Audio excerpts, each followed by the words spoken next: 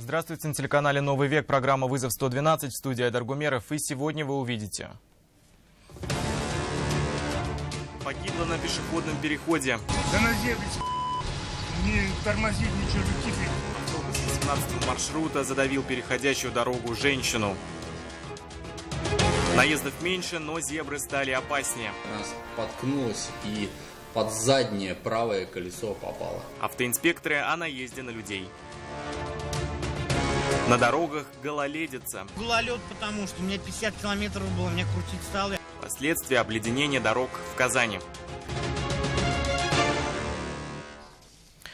Погибла на пешеходном переходе сегодня на улице Файзи, недалеко от перекрестка с улицы Бигичева. Водитель автобуса 18-го маршрута сбил 58-летнюю женщину. Женщина погибла на месте. Все произошло на глазах очевидцев и было зафиксировано камерами видеонаблюдения. Водитель же говорил, что произошло все не на переходе, а после него. Но с этим были не согласны автоинспекторы, посмотревшие видеозаписи. Динара Камалова с места трагедии. Да на зебре, не тормозить, ничего, не тихо. Очевидцы, как и сам муж погибший, утверждают, наезд произошел на пешеходном переходе. Водитель автобуса, по их словам, пересек перекресток улицы Файзи и Бигичева и, не снижая скорости, сбил 58-летнюю женщину, которая шла по зебре. Она погибла на месте. От удара тело отбросило на несколько метров по ходу движения автобуса. Там же остановилась и многотонная машина. Водитель утверждал, что погибшая сама нарушила правила. Говорит, шла не по пешеходному переходу, а за ним. После пешехода? Но тогда получается, отвечают очевидцы, что автобус остановился мгновенно, что просто невозможно физически. К тому же момент наезда зафиксировала камера видеонаблюдения, что установлена на фасаде стоящих рядом зданий. По ним, а также по записям с видеорегистраторов, проезжающих мимо машин, автоинспекторы установили, что наезд произошел в зоне действия пешеходного перехода.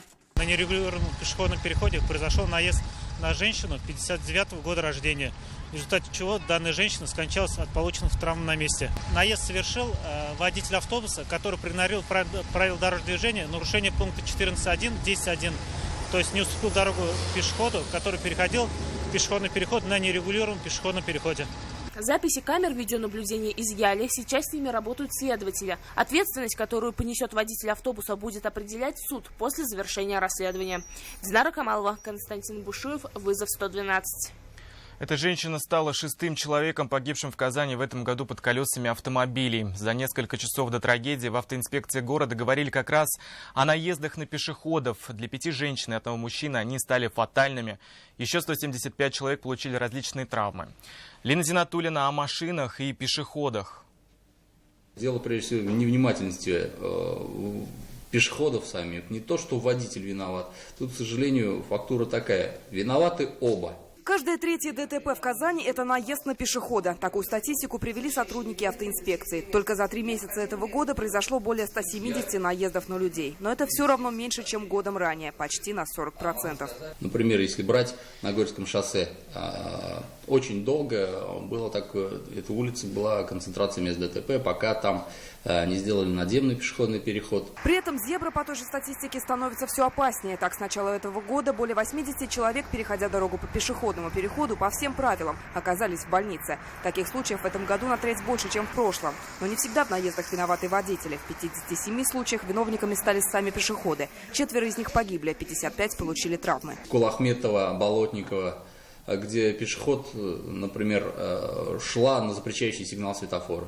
Часть водителя остановилась, видела ее, а водитель, который находился справа, начал движение, и получилось, что в ходе движения она споткнулась и под заднее правое колесо попала.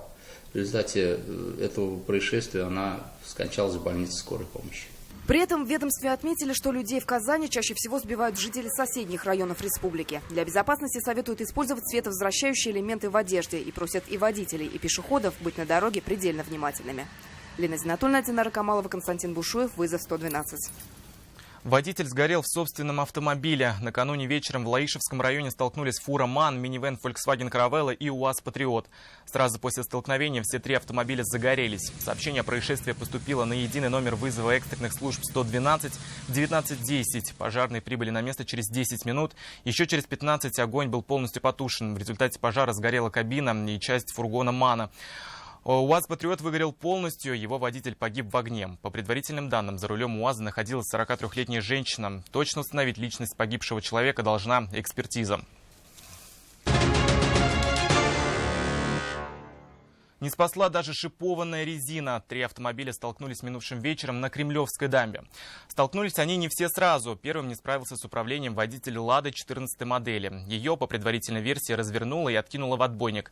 Но скучать в одиночестве ее водителю долго не пришлось. Компании ему составили поочередно врезавшиеся в его машину Ford Fusion и Opel Corsa. Альбина Минибаева восстановила всю хронологию происшествия. Я в стоячую в 14-ю влетел. Вот. А потом через несколько минут в нас вот эта машина влетела. Участники аварии рассказали, дорога на Кремлевской дамбе была такой скользкой, что даже установленные на автомобилях зимние шины никак не помогли. Первым управление потерял водитель 14-й. Ее тоже закрутил 14-ю, она ударилась задней частью об отбойник и остановился он. В похожей ситуации оказался и владелец Ford Fusion, что ехал следом. Двигаясь в левом ряду, он также потерял управление и столкнулся с уже стоящей машиной. Гололед, потому что у меня 50 километров было, меня крутить стало. Я на повороте притормаживать стал, а закрутило.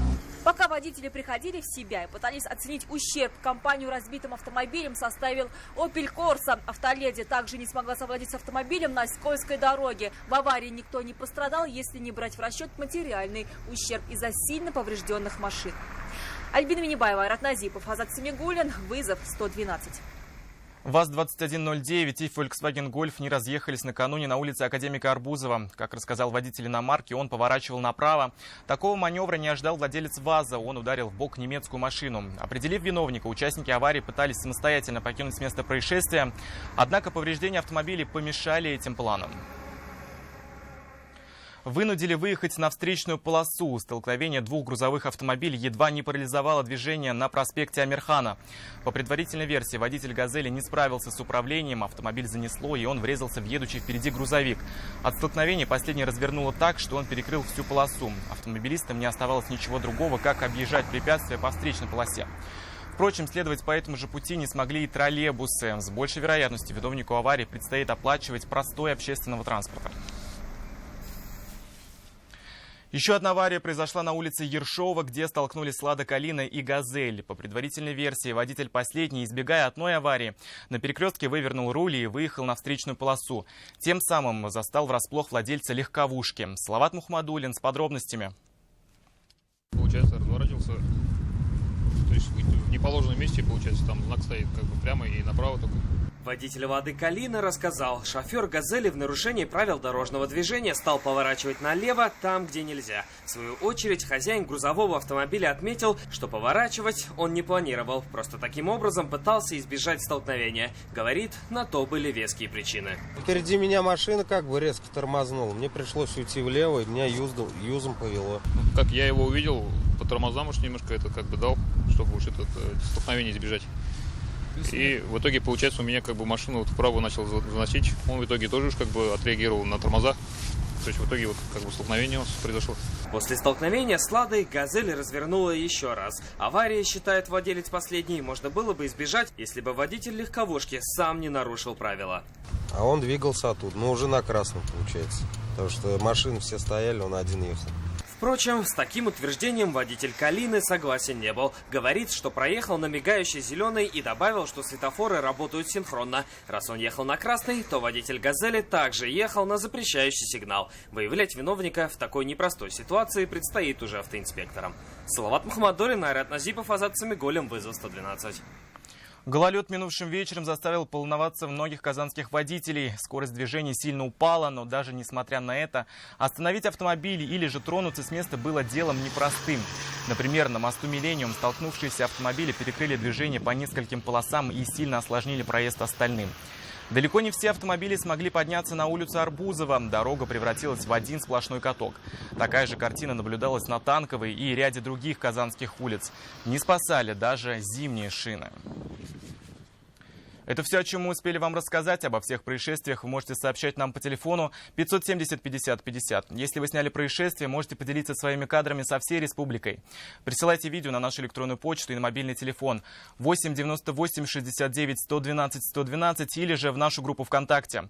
В студии был Айдар Гумеров. До встречи. И не бросайте вызов судьбе. Вдруг она его примет.